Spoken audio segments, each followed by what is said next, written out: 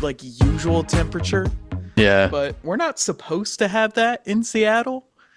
Um, and so I'm just struggling. I don't know. I've been shirtless for like the last week.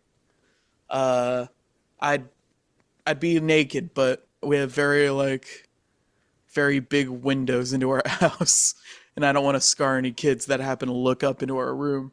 I was gonna say give them a free show, but if there's kids around, let's not get on a fucking government list. Let's avoid that as Like much as possible. it's the kind of shit where like you'll hear the ice cream truck come through, and I'm like, shit. I think I feel like I should put a shirt on, but But it's like you like, get hard for some reason every time you hear it. yeah, no, yeah, just because I'm so excited for the ice cream, dude. You're like, I I love would a good I, drumstick. I would kill for a sorbet right now, dude. You kidding me? I I know that's random, but my It might be one of the gayest things I've heard you say. dad. Well, I was just about to say my girlfriend's boyfriend came over and visited for just about a month and made us some sorbet, and it was just like, holy shit, dude! You get some like lemon, and it cools your whole body down. It cools your mind down. Gets you all zen, you know. I know you're getting old when you're getting excited about fucking I'm sorbet. getting excited about fucking sorbet.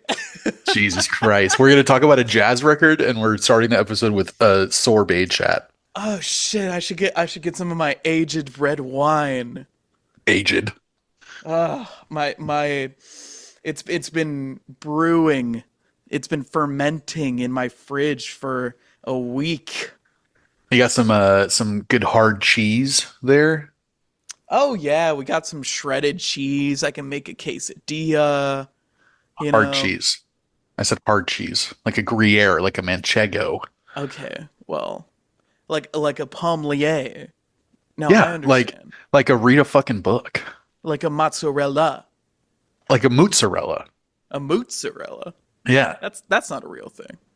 That's how Italian Americans say it. Oh, okay. Well, I don't want to offend any Italian Americans Yeah, listening. exactly. I So was doing it tread myself. lightly. Oh I just God. moved on. Jesus. What's wrong, man? You I'm super, super sore. a lot of boxing lately. Actually, I'm not boxing anymore, sadly enough. Oh, what Uh, happened? dude, I mean, we've already been talking about boners and sorbet, so I might as well be open. But fucking, Don't remember the boners, but okay. well, okay. Most will after they see it through your window.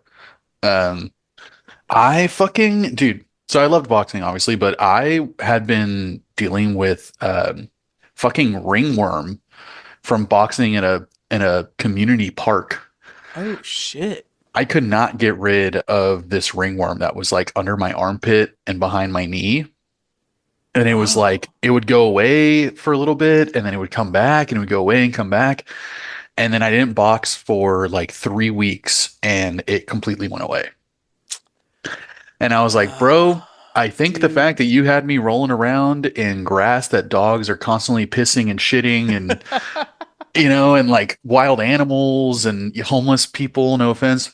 Like, it's like, I think doing bear crawls and abs and planks and everything, like on a really dirty ground like that, I don't think I can handle it anymore.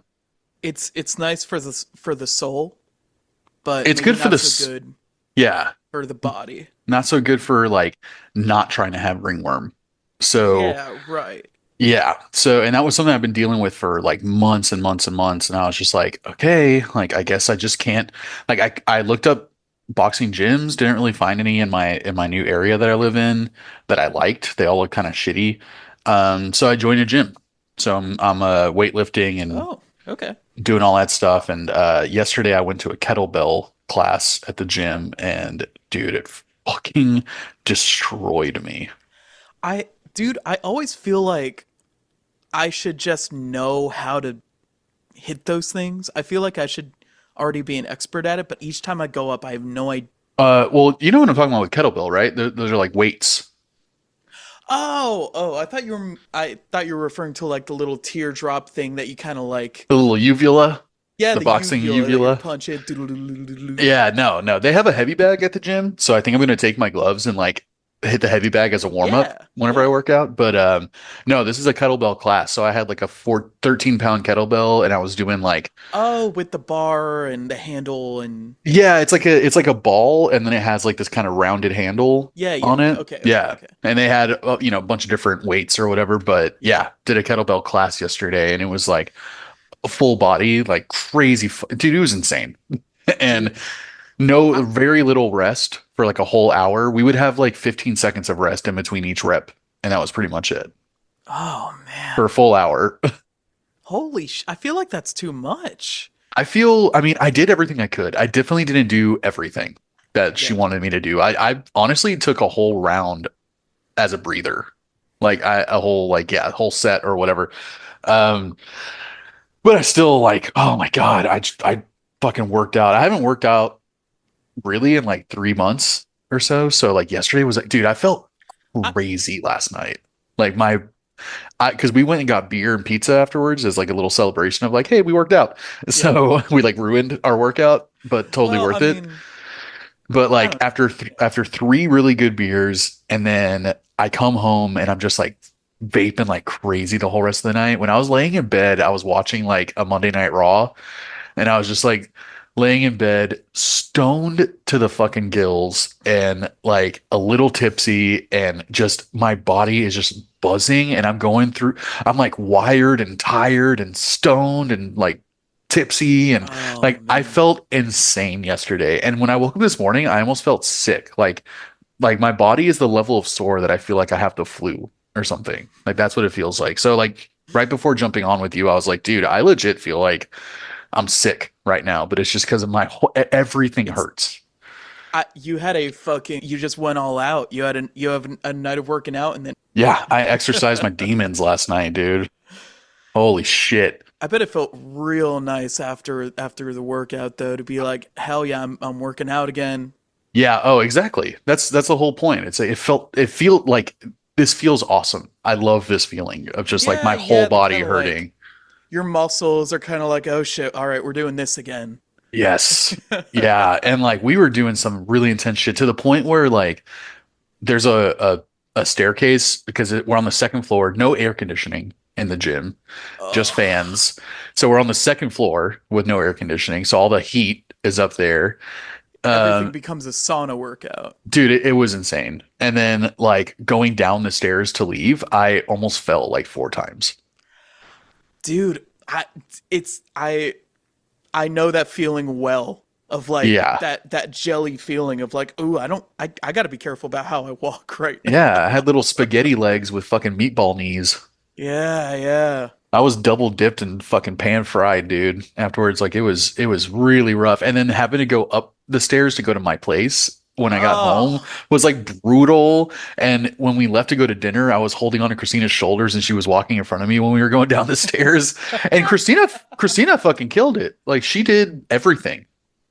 And I was like completely cooked afterwards, and she was kind of like 50% of where I was. Really? Yeah, she's a Well, cuz fucking monster. y'all had both been doing the boxing, right? Or was that just you? No, we were both doing it, but I was doing it more than her. Like I was doing it 2 to 3 times a week, and she was doing it 1 to 2 times a week. So I yeah, she's just insane. Like she's like whenever they were doing their last little routine yesterday, I was already just like so fucking done that yeah. I thought, okay, I'm just gonna be Christina's cheerleader for the next 5 minutes. So I was like, come on, babe, come on. I was just like clapping and cheering her on and just like getting her to push herself to her Yeah, yeah, max. yeah, And yeah. yeah, man. And today, like literally got out of bed and I was like, I was so sore that it was hard to fall asleep. Like that type of like, dude, Oh, everything hurts yeah. so bad that I Yeah. can't even sleep right now. Yeah. I It's a sometimes great feeling though. it is a great feeling. It's good to know that like you're doing shit, you're making an effort, Yeah. and sometimes for me, it feels kind of nice to be sore going to sleep just because you could feel your body kind of relaxing and like Hmm. the soreness kind of fades. But there are definitely times when you like push it, and I I have not I've not been to a gym where I've taken a class and not thrown up. on the first on at the first class. That's so Um, crazy. I've like never thrown up. it was my fault both times. My mom had cooked like some. She had those little Hawaiian rolls. She put a meatball in it and like covered in cheese, and it was like this super like hearty like. Jesus Christ.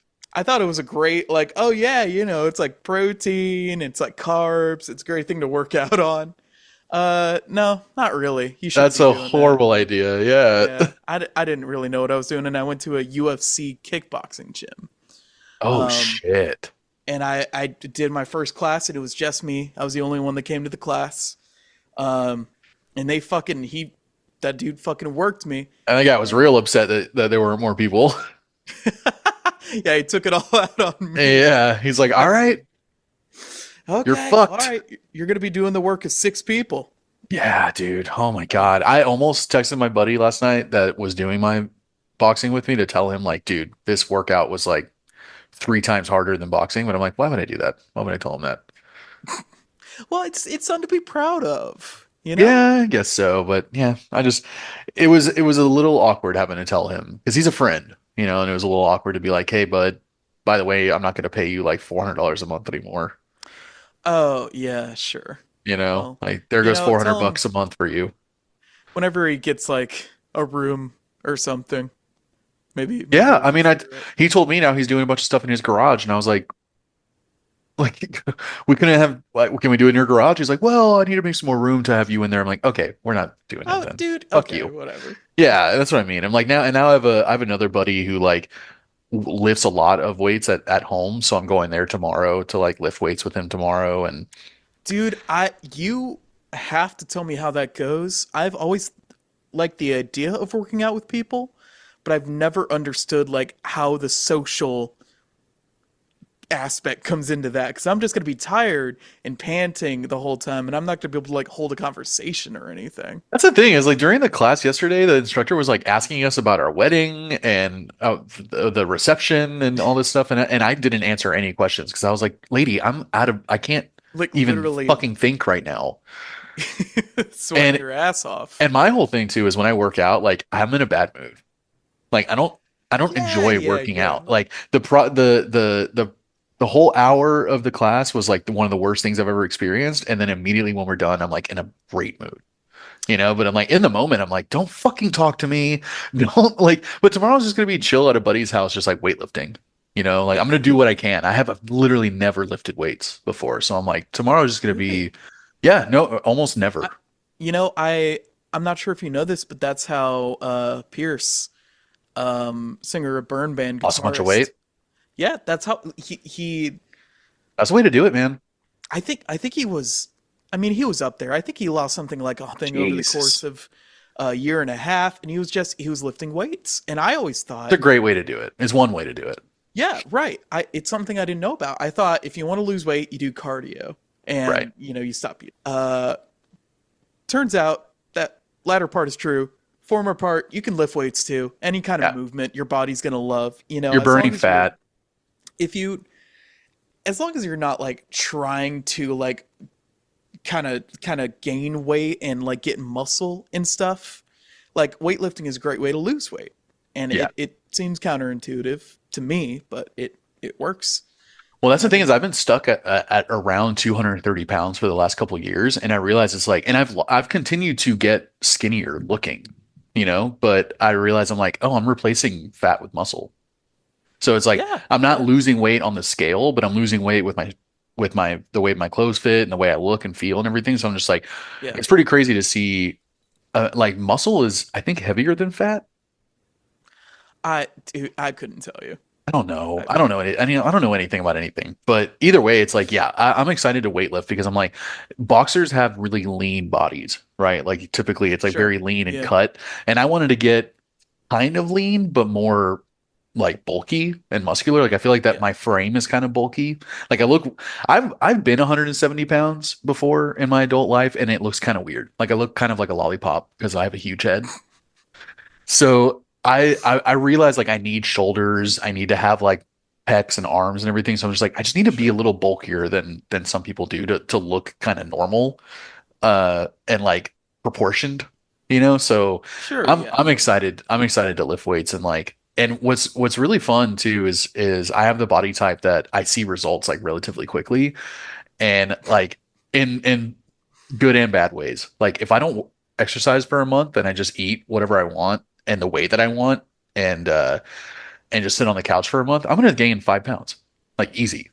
But if I switch that and just start working out, I'll lose 5 pounds in a month. Yeah. So that's kind of I'm expecting to see results pretty quickly because I've never lifted weights. So like I'm only going to be building muscle like immediately from nothing. I'm basically starting from scratch in a lot of Yeah. places. No, and So your body like you're gonna kind of shock your body in a good way. yeah, Uh, exactly. Yeah, I'm going to thunder strike my body, dude. you're going full on attack, all fucking arms at the front. Yeah, man. Yeah. So I'm excited.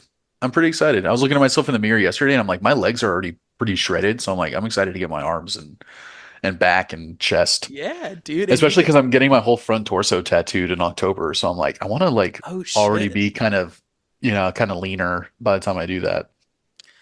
Well, and then you can join me in the fucking shirtless podcast club. Yeah, I'll finally feel not self-conscious about my body, which is the whole point why I want to get my front torso tattooed. That's what I told the artist. Do you know what you're gonna get? It's gonna be like a ton of things. I basically told him like, here's all the imagery and themes and shit that I love. Yeah. And I told him all the things that I definitely don't want on it and all the things Okay. that I would be happy with. And I'm like, go with it. Like You're player. just kind of hoping for like an RX Bandits mandala like Yeah. album cover. Yeah. Like a resignation, maybe. Maybe it'll make me look like a thin woman. Oh, sure. Yeah, you can give that illusion. Yeah, You know, exactly. I've always I thought like a can, six pack tatted on would be pretty cool. I asked about that. Yeah. Uh, he said we could try on the day of. We'll see what happens. But yeah, I'm gonna get like fully covered. So it's gonna be like, I don't even know. It might be something here, here, something here, something here, something here, or it's just gonna be Yeah, like just something that spans my whole chest and then something that spans like right underneath my titties and then like something that goes on my stomach and then all these little things in between and yeah. stuff. And like we're gonna do it all the way up until like right here, like my collar line You're basically. to So like yeah, yeah, neckline. so I'm Fuck. excited, dude. It's probably gonna be a few months of to get it fully done, but Yeah. I'm excited, man. And I'm just thinking, I'm like, all right, what better motivation than to be like, okay, I have 4 months to get like as shredded as I can before I start getting tatted up. So Yeah, dude, it's nice to have that other goal there aside from yeah, like I don't know, for whatever reason for me it's so hard to like have the I don't know, like I'm going to be healthier. Well, that's cool, but that's not like a tangible thing, I right. guess. Yeah. You know? It's And true. It's it's like I want to be able to fit in a large size shirt. Like yeah. that's something that's just like, all right, cool. Now I have something to work towards. Yeah. I've Yeah. been my mother and I have been talking about going to Japan. You're gonna try again? Yeah, we're gonna try again. Good. Lucas already knows this, but we tried to go once before in April of 2020. Yeah. So it didn't work out very well for reasons I'm sure y'all can ascertain. But we're trying again. We're thinking of maybe going Good. October, and I'm thinking of re-upping on all that like prep I was doing to go and just like learn. Like obviously I'm not going to be fluent. Yeah. Devin and I were talking about this today, like all the work that goes into actually. I just want to be able to like ask people for directions and like know what like the train station in Right. like kanji or hiragana or whatever like is. Yeah. Um, That's cool though, man. yeah, That's a great goal. That's a great thing to do anyway, is trying to learn a new language. It's like something that I've been really enjoying is, and a buddy of mine like almost verbatim said the same thing last week that it's like once I come up with an idea, I'm just gonna do it. There's no second guessing. There's no, well, I gotta wait until this or I gotta, like I don't know if I yeah, have time. It's just like, nope, let's do it. Like I want to do it. Let's just do it. And like I'm doing that with cooking now. I'm thinking of like trying to make cooking into a potential like career, but yeah, maybe yeah. in the You've been talking future. about that. Yeah, so I've just been cooking a shit ton now, and it's like, all right, I'm gonna go to the gym. I'm gonna work out 4 times a week now. Like It's just kind of that's just my style. And I just thought, all right, I'm gonna tattoo my front torso. I'm not just gonna get one piece here for now. I'm like, no, let's fucking do it. Like, let's just do it. Like I'm ready. Uh, so it's been cool to like give myself things to do, especially outside of work, because I don't like my work. So I'm like, at least I have other things to do outside that any number of things I could be doing outside of work, and this being one of them, you know? Yeah. Yeah. Yeah. So, it's like I think it's always nice to have like you only get old when you stop trying new things. So it's like just keep trying new things and then life will be fresh, you know? Yeah. We've always been big advocates for like just do the thing you want to do, you know. Yeah. Just make the podcast or whatever, you know. Yeah. Yeah. Um just cuz it's not going to get made any other way. And it's tough getting old. I don't know. It's just like getting more tired and like Yeah, it's hard to find motivation and energy and it feels like you have less time. yeah, I you But know, I've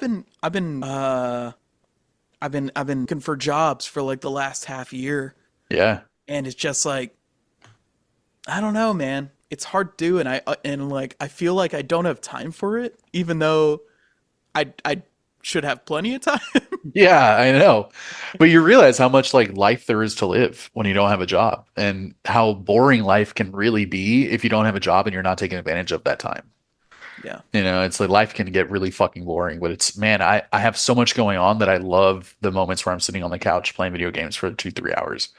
So I'm just like, I can do this and not feel shitty at all because I did because you've five things done already other today. shit. Yeah, Yeah, and I have so many other things going on, so many other interests that it's man, my life is like very full right now. And on that note, what's up, buds? And welcome to the new episode of the Earbuds Podcast, the podcast where two friends talk about one album for many, many, many, many, many, many, many minutes. Stretch it out. We are your hosts, Lucas and Ash, and today we're going to be talking about an album that I brought to the podcast by a very good band called Bad Bad Not Good, and it is their fourth album called Four. yes, I've been very interested in kind of. I've heard this band's name around. They're in a very interesting position of being like this jazz quartet that works very tightly with like hip hop artists and rappers and Yes. producers. Yeah, in case people don't know, listeners who don't know who Bad Bad Not Good is, they're essentially, yeah, a jazz band. It's actually three guys in this band. Well, it's four on this album. Is there four dudes on this record? Yeah, yep. The a longtime touring musician, who I think was mainly their sax player, Yeah, officially joined the band for this album. That's why there's four of them on the cover. you're right. You're right.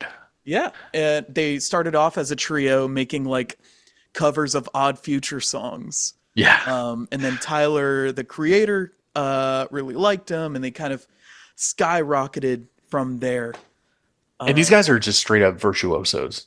Everyone in the band plays a multitude of instruments. Yeah, And like you already mentioned there, I think that's one of the reasons why I gravitated towards them because I bought this album sight unseen, not really sight unseen, but I bought it at a record store, not knowing what it sounded like or anything. It was just looked like a oh, cool interesting. cover, cool Had you band had name. you didn't know the band either? Nothing. I knew nothing Did you about see any them. of the features or Yeah, I saw Kate Tronado was on it Mick Jenkins? and Mick Jenkins and like Samuel Herring from Future Islands. And I just thought this is interesting. And so I bought it and fell in love with it immediately. I had a lot of good luck buying records like that. But one of the things that I really globbed onto with them and right away noticed was their lean to hip hop. Like they have this very specific vibe to a lot of their songs that sounds like you can tell these guys are hip hop fans. Sure. And hearing that in a jazz band was really cool. It's almost like the Free Nationals kind of Yeah, yeah, right. thing. Yeah. So, and like you said, they've worked with Tyler, the Creator, Mick Jenkins, who's on this record, Kendrick Lamar, Kate Renata, who's on this Mhm. record, Ghostface, MF Doom, and They then did you a whole have collaborative album with they Ghostface. did a whole album with Ghostface, which It's unfortunately is crazy. not. I don't like it very much, but I think it's just Okay. because I don't like Ghostface that much anymore. Ah, boo. Yeah, yeah, but I mean, and then Samuel T. Herring. Uh, they also like they recently did a whole EP with a female R&B singer called Baby Rose, who I really liked that project by them. Hmm. Really, really good. I think that's my favorite aspect of Bad Bad Not Good is like other than their obvious love of hip hop and the hip hop lean that they have to most of their songs, I think one of my favorite things about them is how fucking cinematic they can be with their music. Yeah.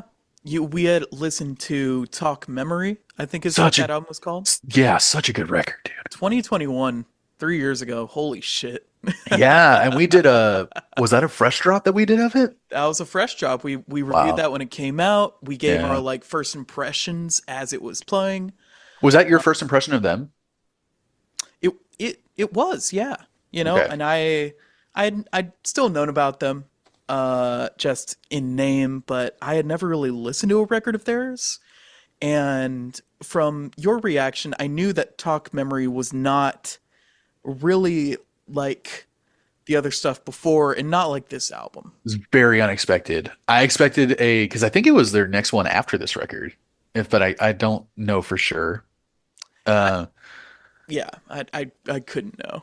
But but it was very, very, very different from this album, right? Like that it album was is almost very Talk cinematic. Memories almost like it's almost like It's almost like a score for a movie or something. yeah, but it's almost like psychedelic rock too. Like there's so much crazy guitar on that record and like crazy sounds that they do that it's Sure. way more psychedelic than this.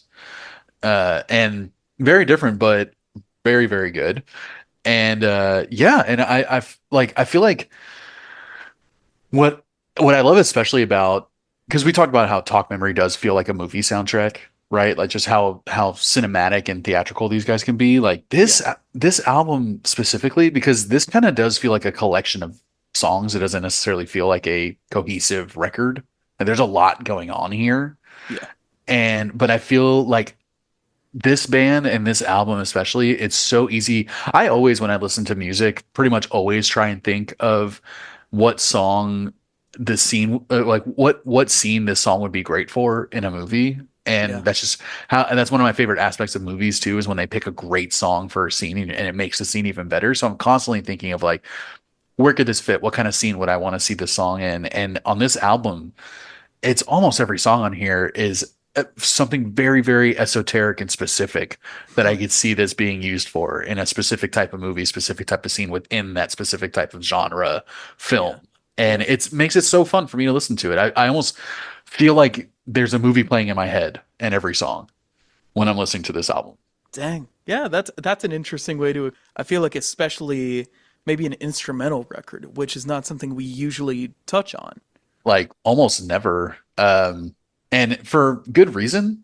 I think we found that when we try to talk about instrumentals, it makes it difficult because a lot of the things that we enjoy talking about are themes and lyrics and melodies and Sure.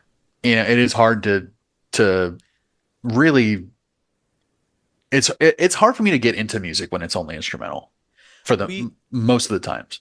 we're certainly not like educated and lend itself well to talking about just music. We Yeah. could talk about kind of vibes. We could talk about cool moments. Um, and we have talked about like pretty good instrumental albums before, like that Coastal Kites album. I think Yeah. I still go back to every once in a while, and It's a it's good one of one. the albums that I feel like I would give a little bit of a higher Yeah, you were a emphasis bit of a on. hater on it. Yeah, I was a bit of a hater, but going back on it, there were definitely some songs I enjoyed. I can't really remember any other instrumentals we've done at the moment, but this is certainly the first jazz record we've done. Yeah, next to Talk Memory, right? Like Yeah, next to Talk Memory, yeah, which the was other kind of Bad like a Bad Not first Good. drop. Yeah. And so you just bought this with at a record shop just randomly. Yeah. Tell me about your first experience versus this one. Man, that first experience was, especially with the first song, because and that too, the opening track is fucking weird.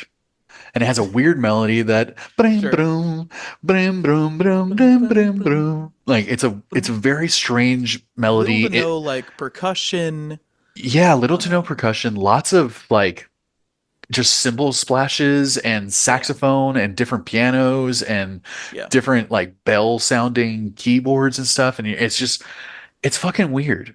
And when I first bought it, I was like, what did I buy? Like, this is not at all what I thought it was going to be. And but that first song, like once I realized halfway through it, I was like, this kind of sounds like a sexy, like heist thriller movie soundtrack, sort of. That's when I started being like, okay, I think I'm going to understand how I can enjoy these guys. And then just as the album played out, just sitting there listening to it on vinyl, first run through, just loading a bowl and just trying Yeah, to vibe. letting it It was ride.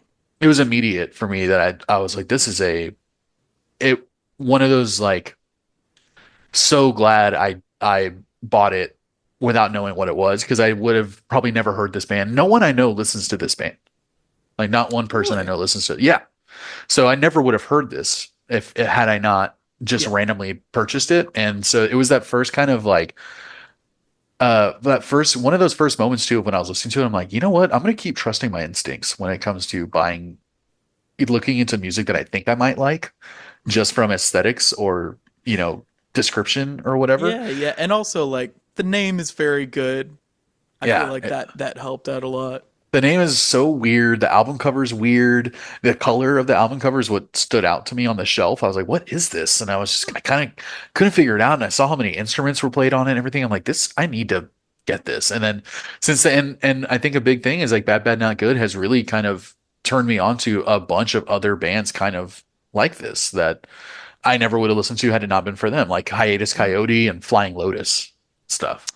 Sure, yeah, yeah, Thundercat, like all those guys kind of they're all kind of intertwined and yeah, Tori Moi and just so many bands that I was just like I never would have listened to had it not been for Bad Bad Not Good. So listening to it now, I can definitely parse out more things that I like and more things that I don't like necessarily or things that I enjoy more than other parts of the yeah, album.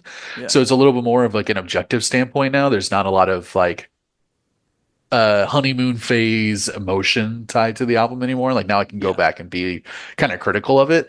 And to be totally honest, going back to it now after years of first discovering it, uh, I still really love this album. yeah, dude. This is I think production wise, this is a pretty great album. All Almost the instruments flawless sound real production. nice. Yeah. It's that kind of I don't want to reduce it to jazz production because first of all, I don't listen to jazz. Right. So You what the know, fuck do I know? I don't listen to jazz so either. what do I know about it? But it Yeah. does it sounds very clean. All the instruments are very crisp, very clean. The drums are I Dude, don't know, this they're drummer, too man. this drummer's great. And I Yeah. like we'll talk about all that later certainly. But the production on this album is great. I think my favorite experiences with this record included just like listening deeper into the song and trying and finding like those other instruments a little more buried in the back and like, oh, that keyboard line is actually pretty catchy. It was like, oh, I didn't even Yeah. notice that like that synth was doing that back there. Yeah. And that's been a really fun part of this album, honestly, is finding like all these little things because up front there's a lot of like the sax can take the kind of front of the mix a lot of the time. Even the drums are kind of Mhm. easy for me to get lost in as a drummer and as a big fan of jazz drumming. Dude, Alexander Specifically, Sawinski is the drummer, and he's incredible. Like if you're just listening to him on most songs, it's incredible to listen to. it's a lot of And fun. it's a He's lot of fun. Just his ghost notes alone. I don't know anyone that I, plays ghost notes like he does. that's the thing about these jazz drummers and jazz in general. If you were to like have a graph have a line of like, here's what Ash's music taste is. On the complete opposite side of that graph would not be dubstep, would not be hip hop, would not be reggae. It'd be jazz. Just because Hmm. I feel like these guys think about music in a way that I just don't. And the same goes for the drummer. Yeah. All these little ghost notes are a big part of the feel of it. Just the way the songs are structured is interesting. And just the feel of the drums are Yeah. just so like so choice. The throughout drums this. are so precise on the whole album Yeah, without sounding robotic or mechanical. They have so much groove and sway to them, yeah, but are still so fucking like there's not one missed beat or miscalculated snare hit or anything. There's no amazing fills or anything like that. It's just this guy just being so in the pocket. And you can, like, the way that he plays, it sounds like those drumsticks are just barely being held in his hand. Like he has that feeling that yeah, it's just a kind yeah, of loose, really yeah, flowy feel to his drums. But like you said, like when you're listening to this album, there's so much to unpack from it if you want to, that it kind of calls for repeat listens if you really want to do that, because yeah. it's almost like a Marvel TV show or something, that there's so many Easter eggs everywhere to like if you didn't notice that thing way in the back of the mix is like, whoa, I didn't even notice this vibraphone happening in the Yeah, back, and I've heard yeah. this song 5 fucking times, You know, and that's so cool. you might be shocked to see the front cover with all the instruments. And going through this album the first couple times, I was like, I really only hear like keys, drums, sax, and like bass. And Right. those are like the main instruments. But there's so much more going on, and there are even guest musicians, which is something that I don't we don't really see a lot, just because the music we listen to doesn't really lend itself to that too often. But what was his name? Carl Stetson, is that him? Colin Stetson Colin, yeah. on Confessions Part Two is playing some sax. It is real fucking tasty. Really good, Um, man. I mean, he's worked with like Bon Iver and Arcade Fire before, so yeah, this right. he's kind of a known guy if you're looking for like a legit studio sax player. But yeah, there's a lot of, I would say half the songs have features. They're not all vocal features, but Yeah. for the most part, the features are good, not great, I would say. I was gonna say the opposite. I think all the features, all the vocal features, pretty fantastic. You're right. I guess the one main disappointment for me is the song Lavender that has Kaytranada on it. Dude, I'm so glad you said that first. It was, dude, I, if I didn't know I, that Kaytranada was on there, it's an anonymous song. no, yeah, And and it's the most boring song on the record. yes, dude, thank God Yeah. you said it first, because we just did a K Tronada album and I was not about it at all. Yeah. And I But love Kaytranada. yeah, K Tronada's on Lavender. It's like track 5, and Yeah. The he said he album was doing like, just grinds to a halt on that song. yeah, it says he's credited, I think, as doing percussion and C606, if I remember correctly. I don't know. That it's like Um, some sort of synthesizer but keyboard. in any case, it is kind of like the most fucking song. Um, Yeah, it's really boring. It's and like I said, anonymous. And it was really disappointing because when I went back, like when I was looking at the Wikipedia page, and I was like, oh shit, Kate Renata's on this album? I didn't know that. And I've heard this album a bunch of times. And then yeah, when the song came and went, maybe around track 7 or 8, I was like, wait, where was the Kate Renata song? And I had to go back and look at it, and I'm like, wow, way to not show up, and just have this really boring nothing of a like song. I think they were kind of trying to, I don't know, like an or It like does a kind of sound like Mad an Lib type Umadundi. of Yeah. thing, Yeah. you know? It kind of sounds like that. So if that's what they were trying to do, I get, but then me being not a huge fan of Madlib, then that kind of makes sense too, if that was what they were going for. But man, Mick Jenkins was doing something really different that I've heard from him on this song.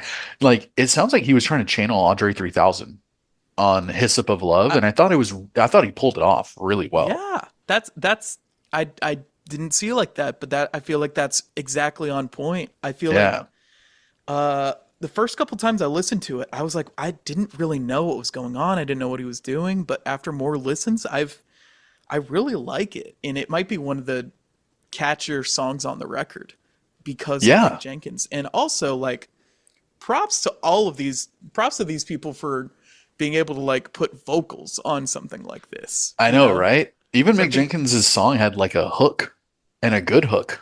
yeah, these things can be so ethereal and kind of like, you're not really sure where you're supposed to sing and stuff, but he really pulled his top of. Yeah, it's a very odd song too to have Yeah. Mick Jenkins on it. It's very weird. It doesn't sound like a Mick Jenkins song. It's very hypnotic and psychedelic, but Hmm. yeah, Mick seems like he's just channeling old school Andre 3000 like what is it? Smokadilly Dopalocious, whatever that song is, where he's talking about like a shooting at a club I and I couldn't tell you, but spotty oddy Dopalicious or something. Anyway, no, uh, keep trying. You very know, very you cool. want And to. then I really liked Charlotte Day Wilson's Yeah, feature yeah. on In Your Eyes. That is one of my like honorable mentions. Really really awesome I love her song, voice. super sexy, right? Like sexy Yeah, voice. yeah. It sounds This like a one. 70s porno, that song. And I am into it. I feel like I'm watching a Kay Parker fucking porn from, I 78. I got more the effect of like a lounge act in a dimly lit bar and a spotlight on Charlotte at the piano and Yeah, kind I'm of getting picturing Harry this. Bush. Yeah, sure. That's what I hear and see. That's what I hear when I listen to that song is Harry Bush. Cool, dude. Yeah. Hey, it's a good thing. I no, I wish I guess I wish I knew what Harry Bush sounded like so I could. You got to get out there. I guess I do. I Uh, think I like, but listening to this album as a whole, I think uh I can hear why Bad Bad Not Good is probably that type of jazz band that appeals to people who normally don't like jazz.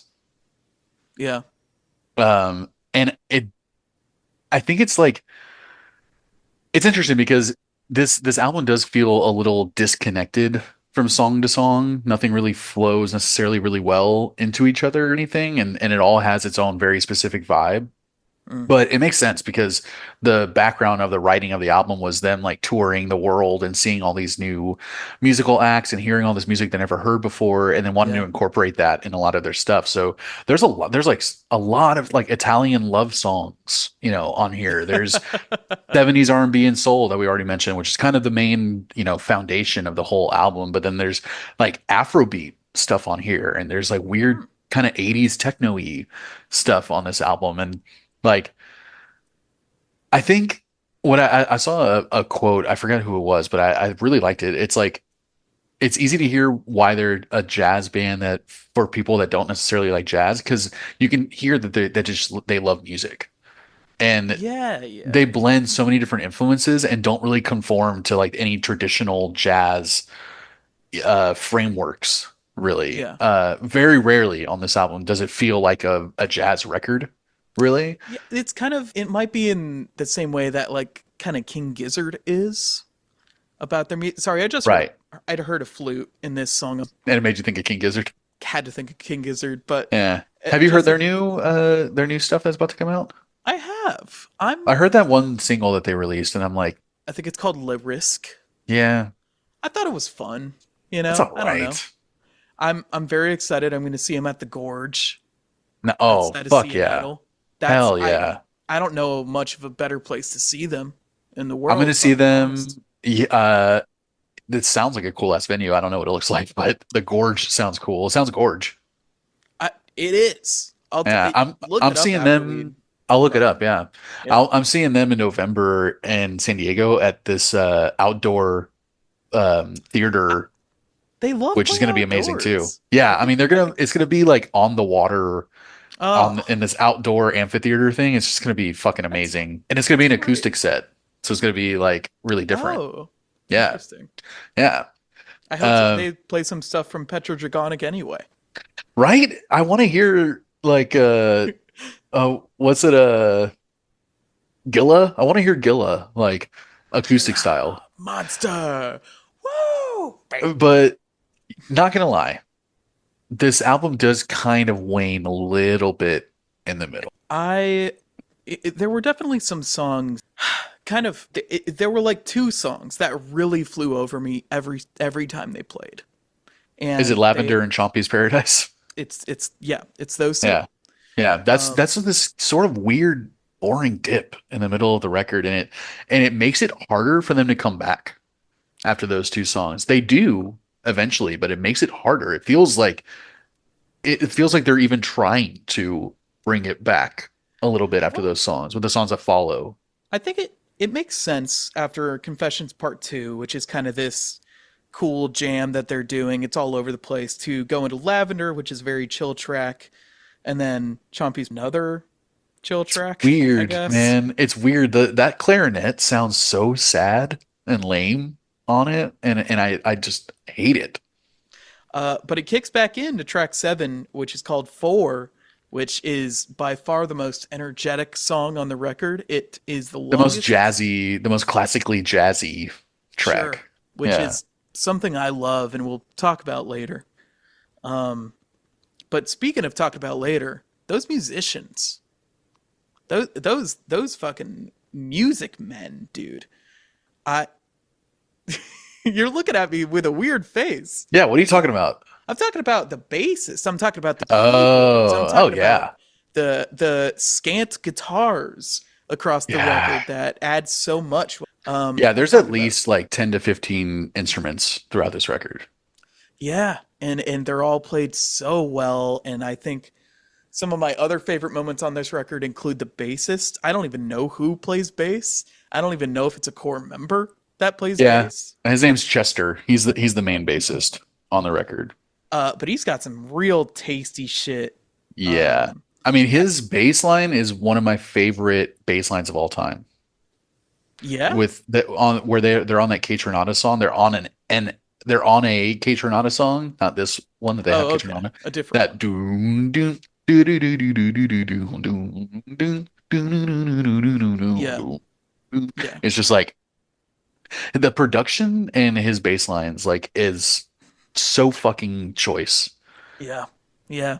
He's so good. And I love that like, there are like 15, at least 15, maybe even 20 instruments on this record, and most of them are played by the core four dudes, which is insane. Crazy. Yeah. It's insane. I play guitar, and that's it. Hey, you sing. And Don't barely at forget. that. Yeah, I sing, but it's like, oh, man, it's like to see, like Leland Whitty in this band. He plays electric guitar, acoustic guitar, tenor saxophone, flute, bass clarinet, soprano sax, violin, CS60, clarinet, vibraphone, and alto sax. And then the main guy plays piano, basically a bunch of keyboards, and he even plays bass on the first track, which is a great bass line. And the piano player plays that bass line. And then Oh, okay. the bassist plays the CS60, the piano, the organ. Like it's just these guys are insane, dude. It's like if what was that guy from Vampire Weekend? His name was like Ezra, Yeah, something like and he that. always plays like seven. And Yeah, the guy that wishes he was fucking Paul Simon. yeah, sure. Yeah, It's like if we got four of those guys and put them all on in one band. yeah, exactly. I think you know I think the first half of the record is much better than the second, in my opinion. That's an interesting take, just because that Mick Jenkins song and that Charlotte. Yeah, but I think it's like that Lavender, Chompy's Paradise, even four, it's like it's kind of the more classic jazz track on the record, but it's not something that I'm not gonna put it on to jam to it, All right. anytime. His Sip of Love is a good song, but I don't think it's as good as like Confessions Part Two or Speaking Gently. And I think the Charlotte Day Wilson song Mm. is an outlier on the second half of the record. I feel like if you had put that in the first four or five songs, the second half of the record I feel like it would fall very flat for me. Yeah, structure number 3 was kind of a hard one to get through. I liked the I liked it kind of though. the ending there where the drums Yeah. went like crazy. Yeah, but Um, it almost sounds like a Griselda beat. Like it sounds like it needs West Side Gun or Conway the Machine or something on it. Like it sounds so hard and like New York yeah. to me. But even then it's just like, yeah, it's fine. Like there's no bad song on here except Lavender. Maybe Chompy's Paradise. I think it's more forgettable than bad. That's what it is. I Yeah. don't think they can make bad music. They can Yeah, only nothing's make like egregious. yeah, they can only make Yeah. stuff that's like kind of goes by the wayside, you know? Yeah. You're right. It is like you kind of I realized I tuned out during Yeah, those two yeah, songs. And then four is so chaotic and loud that that kind of like has to grab your attention yeah, again. And I right. and if we're calling those things out, maybe there was some strategy in this in the track listing of this record too. It does kind of sound like it takes you through this bit of a, you know, ebb and flow on the album. So give them credit for that too. You know, it's like, well, that's what you do. You put your couple stinkers in the middle there. So you start strong and you end strong, you know?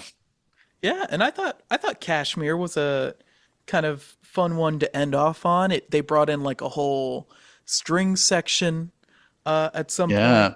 I think It it was goes very through a like lot of Brazilian. movements. It was very Brazilian sounding to me. It almost sounded like samba, which I Hmm. liked. And I liked the Thelonious Monk kind of style of piano playing throughout that song too. I thought it was a good ending track also. Yeah, I like the they have like these little kind of, oh, I don't know what they're called. They're not cowbells. They're like the little red and blue little percussion Yeah. things. You know what I'm Yeah. talking about. Yes. What are those called? They have a weird name. Like tumbas or something. Yeah. I don't know. They sound, I it's real nice to hear them. Uh It's always a nice sound. it's always a nice sound. So fucking tasty.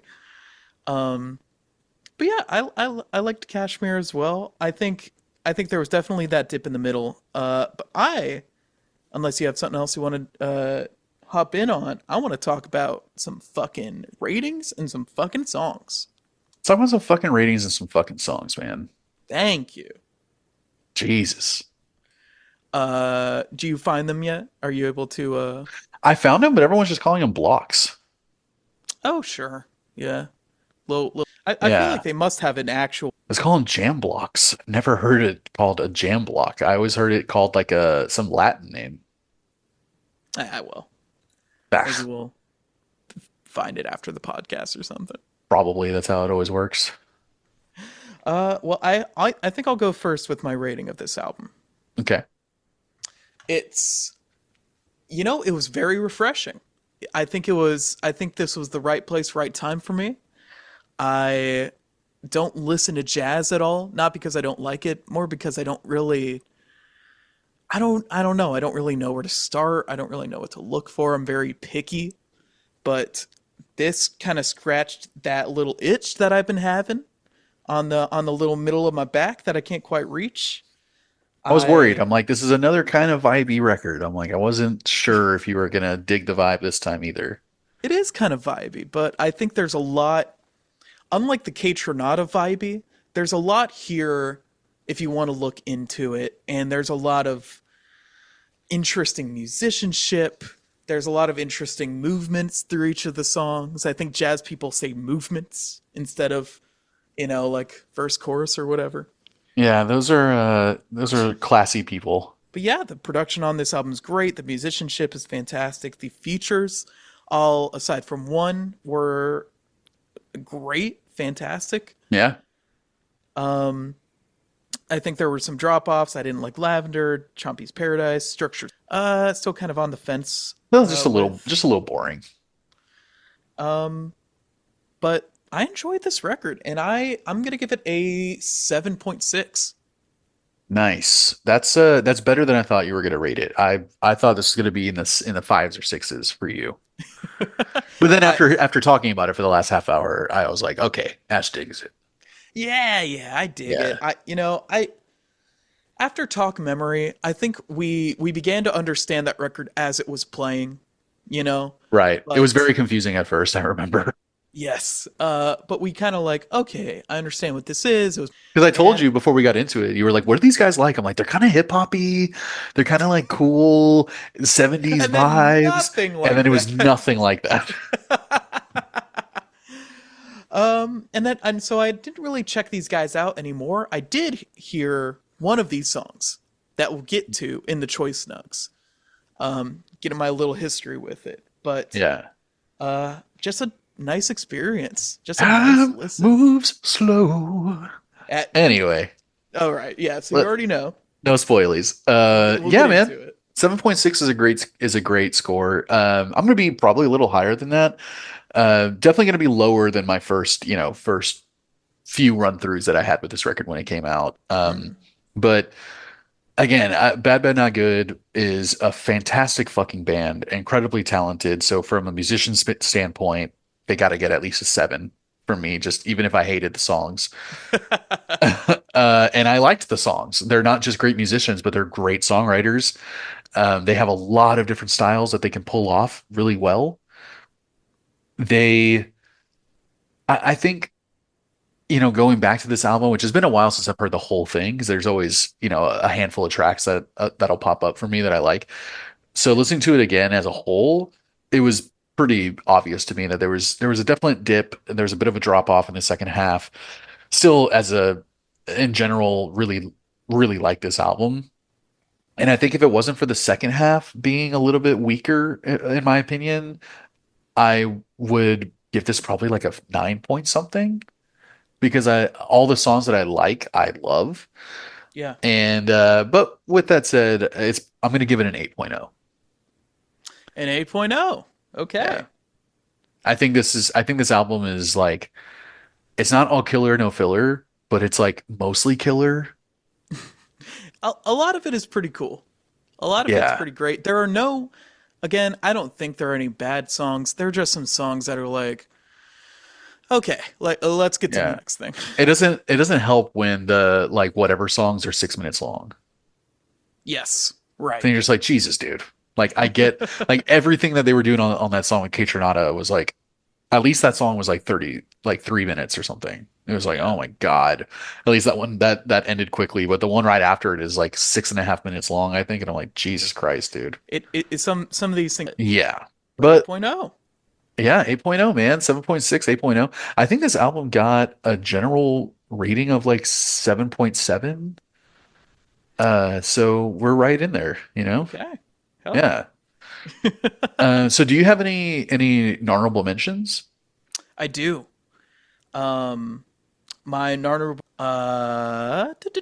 Confessions Part 2, which I think is a Yeah. very dynamic track. I think it's very cool. I think it has my favorite moment halfway through there. Things are, Dude, you know what I'm talking about. it's so good. That switch up like right in the middle of the song. Yeah, it's right in the middle. Things are building up, and then It gets so suddenly, intense. It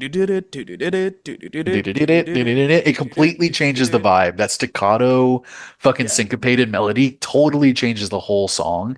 And I love that it just like keeps rolling out. It continues to roll out and yeah, like and unravel for the rest of the song. And it just feels like, oh, it feels almost like really tense. and that's one of those things. That's one of those things where, like, songwriting wise, if I did that switch up, I would have gone into it really hard. We would have exploded into it, some kind of, I don't know, cool swaggery way. But these guys take that. They have that riff.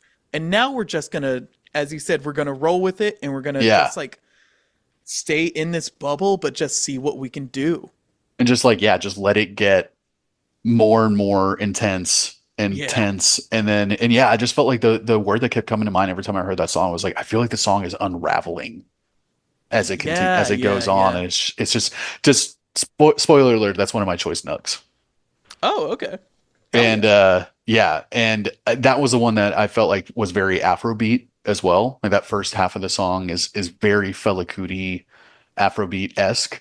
The Mm. saxophone is fucking cooking on Oh all yeah. cylinders, Oh dude. yeah. That, and yes, there's that tension builder in the middle of the song to where it just explodes into this fucking thing, and it just becomes a whole different entity. Is just the coolest song on the record. Yeah.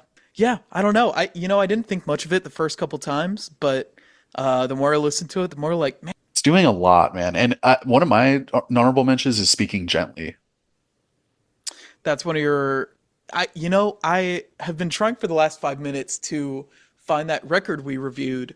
It's called like Pink Black Bubblegum or something. Oh yeah, Dandelion Gum by Dandelion Gum. Black Moth Yeah, Super Rainbow. yeah. Yeah, Which it sounds like it. You're totally right. yeah, especially that intro with that Yeah. fade. Yes, that warbly, Yeah. obviously vintage sounding synthesizer that they're using. And it sounds Yeah. almost distorted, which is a very Black Moth Super Rainbow thing to distort synthesizers and like weird Yeah. electronic, like hurdy-gurdies or whatever they fucking play. Dude, on Speaking Gently, we talked about the drum and bass on this record. The drums and bass are so in sync on Speaking Gently that they almost blend in together where I can't tell what is the sound I'm hearing. Is it the bass or is it the drums? And it's so cool because the bass is kind of clicky on the song, and so he's matching the tom hits, these really light, ghosty tom hits that the drummer's playing, and the bassist Yeah. is doing these really staccato things on his bass that it's like I can't tell like who's playing what. I can't tell what's what, and that's It just such almost a becomes another percussive instrument. yeah, exactly, and that's such a this is such a great example of like when people tell you that the bass is actually part of the percussion of a band, it doesn't make any sense most of the Yeah, times. yeah, yeah. But But this is a prime example of how the bass can be a percussive instrument. yeah. And I love it because like I've been getting really into like old Italian horror movies from the 70s. Oh, interesting. One guy, the big guy, the big name in his name's Dario Argento, and he always has these really loud, bombastic, crazy soundtracks that are very jazzy, avant-garde, kind of weird jazz. This sounds like it could easily be in one of his movies. But this isn't even one of your choice nugs. This is just an honorable. It's just an honorable mention, yeah. I That goes to show how good these songs are, man. Yeah, I I know. don't know. Yeah. I also had a Hiss of Love and In Your Eyes as honorables, but if we're talking about a singer on a Bro, track, they one of the best features of I, yeah, any band, you it's know? it's you would I don't know. It just sounds it sounds right. It sounds great. I heard this song through a way that I think most people might have heard it through the TikTok trend of like making Adult Swim bumpers. Right. Yeah, yeah, yeah. There was a sped up version of this song. And I was like, I like that sped up version. I'll check out the other one. And it's like one of the like most heart wrenching, like melancholic, like look out the window in your car and just think about the drops of rain Yeah. on the window, you know? Yeah, Samuel T. Herring, singer of Future Islands, already has, he's known for his voice and for his he even growls in these, indie pop songs that they write, Yeah. but his voice is so hauntingly beautiful on Time Moves Slow, and the music almost takes a backstage to Samuel's voice and Yeah, his lyrics. It's just such a beautiful fucking song. Yeah. It With serves him, and and he oddly serves the song. Like everything is so perfect it all together. works out. It's all Yeah, so perfect. The drums are weirdly groovy and kind of fast for what is going on, which dude, and makes it that was a song that I was like ghost notes galore on Time yes, Moves right. Slow. We didn't I don't think we said it, but I think this is both of our one of our choice nugs. Absolutely. It's my other one. Yeah, right. Yeah. And it's just beautiful song. It works so well. The like one of the few moments where the guitar is kind of a big thing on this record.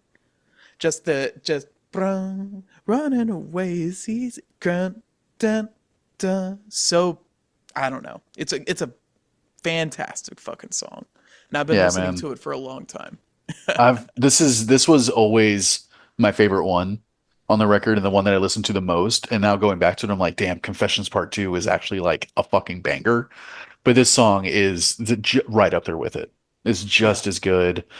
Uh, Confessions Part 2, that shows you how good that song is with no vocals to be just as good as this, because what makes this song is Samuel's voice. And his just he sounds tired and heartbroken yeah, and just exhausted, and he's basically like it's like he's just saying like you didn't love me like I do. Like I you didn't like love I me like love I you. loved you. It's sad that we're better off alone. Like running away is easier than leaving.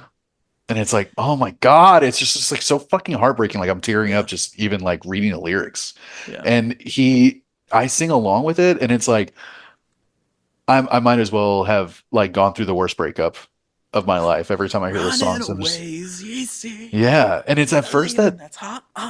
it's at first that chorus or that chorus felt kind of like cheesy to me. Like it didn't feel like it fit. Sure. And then now listening back, I'm like, they need some sort of break from this like hauntingly sad song. So it's like at least the melody picks up a little bit, the rhythm picks up a little bit in the chorus, even though it's still super sad, but it's like the whole thing is just it's one of the songs. Yeah. It's It's one it's of the great songs. I think so. Yeah. Yeah. I'm a little disappointed I heard it through TikTok, but hey man, I got to it. I'm loving it. I'm enjoying it. It's Um by far their biggest song, and I'm sure it's because of TikTok. it very well might be. Yeah. Yeah. Um and so let me get you into my second choice, which you kind of glossed over. So we might not talk about it too long, but it is track 7. It is Yeah. I like the avant-garde jazz styles. I'm surprised that's one of your favorites. I've always been a big fan of like I've never known how to categorize it, but I like fast jazz. Mhm. Like if that's my favorite way to listen to it, but I don't know how to look it up, you know? Yeah. And so hearing that right after like Lavender and Chompy's Paradise was so like refreshing. Mhm. And you know, it's only a little bit of the song that is that fast, huge peak and trough of Mhm. just going into this low, like, let's just kind of fucking hang out down here. And then let's start picking it up again. Let's get a more groovy. That's what makes it Um, fresh because it's a very throwbacky jazz track, but that's what makes it fresh is those weird, slower, it's, quieter moments with the saxophone just doing like and just doing these little trills yeah, and yeah. not really doing much. The jazz kind of reminds me of like fucking Cowboy Bebop type jazz. Right, yeah. It sounds like a lot like Tank. Um, Yeah. yeah, I don't know. I just loved the dynamics of it. It was 7 minutes, but it didn't feel like it to me, which is always nice. Yeah. Um, and yeah, I don't know. I just imagine going on stage and just whack it, just tearing the place. And yeah, it's my second choicey. Nice. Yeah, that's a good one. And it was necessary. Like I don't want to hear a whole album of this song, but this song is necessary to bring back the energy. I, I think it probably is the most like standard jazz song on here, Yeah. but it being that makes it fresh from all the other stuff that is Right. so like, I don't know if saying unorthodox jazz is even right, just because I, Right. again, don't know anything about jazz. Yeah, I don't know what you would call it. I always call it avant-garde just because it's like so out there and wild. Yeah, But that's probably not the right term. I'm sure there's a certain term for this type of jazz, but yeah, it's so weird that it's like it's normal, so it's not normal. You know what right. I mean? In the Like context of it's this record, in the yeah. context of this record, it's like it is a more normal jazz song, but it's not normal for Bad Bad Not Good, a jazz band. And that's what Yeah. makes it really fresh and cool. Yeah. All right. Well, yeah, that is 4 Bad Bad Not Good. Thank you We all so did it, much for man. listening. Thank you for checking out our YouTube, our Spotify, Apple Podcasts, or anywhere you can find podcasts. We are on Instagram, I guess, and we I don't know, man. We've reviewed a lot of albums, we've talked about a lot of stuff. We have an episode we just released about us talking about our band experience, which went on for a very long time.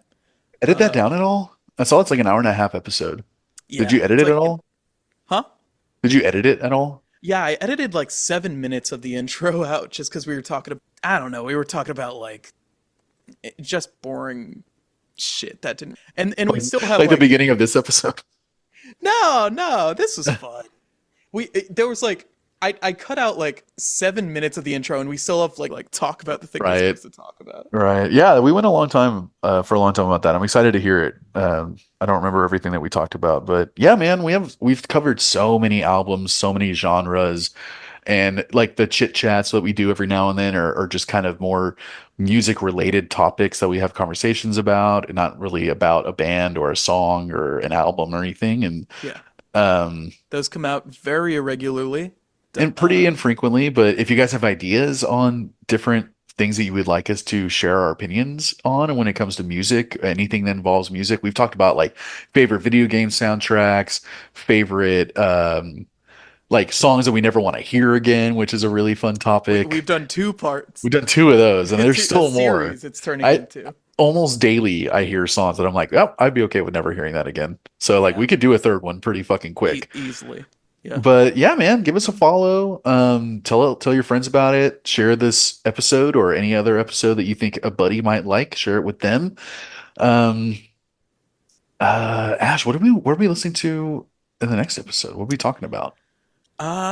This might be coming out of nowhere, but I know exactly what we're talking about next week, and it is the album The Seldom Seen Kid by Elbow.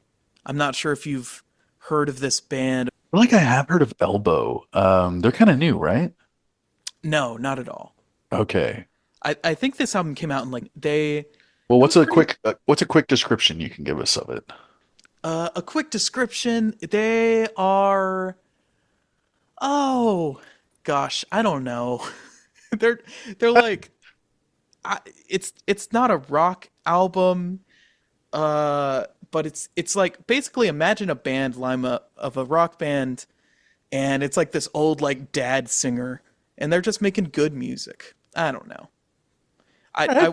I, I wish I could describe it. Hopefully by by the time we record the episode, I'll be able to succinctly describe it a little better. But I've just been listening to this album on loop lately. It's beautiful. It's touching. It's inspired a lot of like songwriting things for me lately.